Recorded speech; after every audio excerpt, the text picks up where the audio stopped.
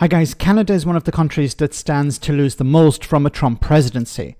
Agent Orange, it seems, wants to pick a fight with his neighbour and one of the US's biggest trading partners.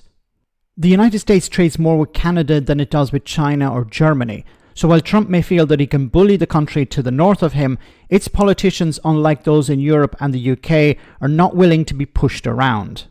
We heard recently from the Canadian Prime Minister talking about responding in kind when it came to tariffs, but it was also great to see some courage from other MPs.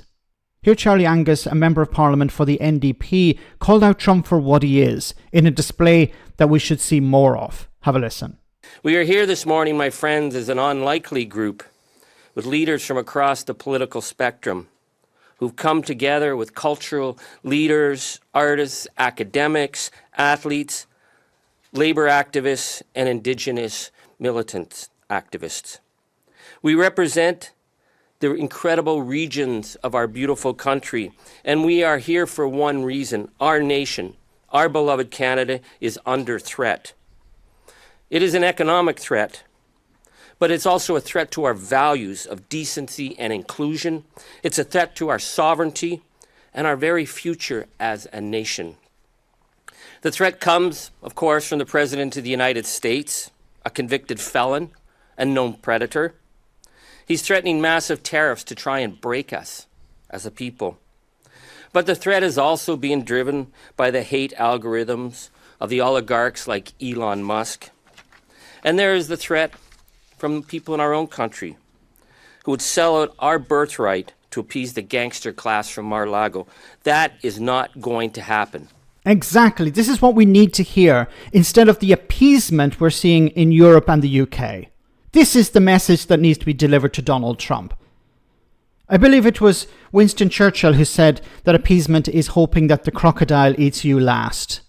And what are we seeing from the UK side in particular when it comes to Donald Trump? We need to appease him. We need to apologise. We need to grovel. We've heard from Reform UK, we've heard from the Conservatives demanding that the UK government apologise. Members of Cabinet apologise to Donald Trump for telling the truth, for describing him for what he is.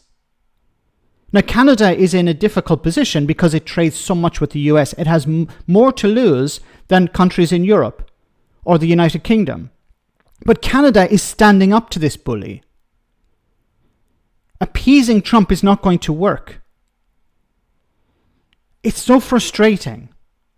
We have members of the Conservative Party, Reform UK, demanding that the UK government appease Donald Trump, grovel to him. These are the same people a few years ago who were demanding that the UK stand up to the European Union, bang their fist on the table, protect British industry, protect British sovereignty, protect British interests. And these are the same people who are demanding that the UK government go to Mar-a-Lago, go to Washington and grovel, kiss the ring. It's disgraceful. It's despicable. It's hypocritical, of course. This is what we need to see. Standing up to Donald Trump, standing up to Elon Musk, and standing up to those people in your country who are picking the wrong side here, picking the side of Donald Trump. Farage is exactly like the people Charlie here is talking about in Canada. Farage saying we need to have a good relationship with Donald Trump. When Donald Trump demands, for example, the NHS be handed over to the Americans, we need to do that. We need to appease Donald Trump. We need to be on his side. Which side are the likes of Farage and the Conservatives on when it comes to protecting Britain and its sovereignty and its interests? Are they on Britain's side or are they on the American side? Are they on Donald Trump's side or are they on Keir Starmer's side? I think we all know the answer to that. So we need politicians to say things as they are, be honest about things, and stand up to these bullies. Let me know in the comment section, guys, what you think. As always, your comments are greatly appreciated. Thanks a lot.